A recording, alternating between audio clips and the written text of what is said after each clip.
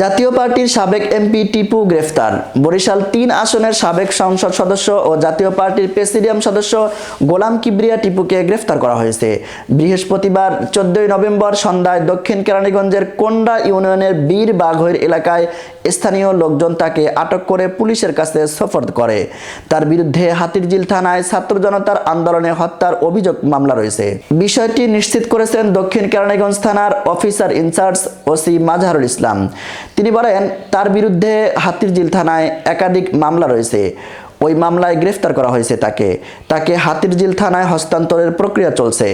স্থানীয় সূত্রে জানা যায়, কোন্ডা ইউনিয়নের জাতীয় পার্টির সাবেক সংসদ সদস্য গোলাম কিবরিয়া টিপুর কিছু জমি রয়েছে, সেখানে একটি ছোট্ট ঘর রয়েছে।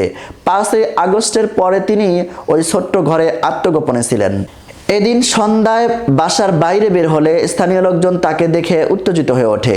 পরে খবর দেওয়া হলে দক্ষিণ কেরানীগঞ্জ থানা পুলিশ তাকে থানায় নিয়ে যায়। ঢাকা রেঞ্জের অতিরিক্ত এসপি কেরানীগঞ্জ সার্কেল জাহাঙ্গীর আলম জানান, হাতিরঝিল থানায় একটি মামলায় তাকে গ্রেফতার দেখিয়ে সংশ্লিষ্ট থানায় পাঠানো হচ্ছে।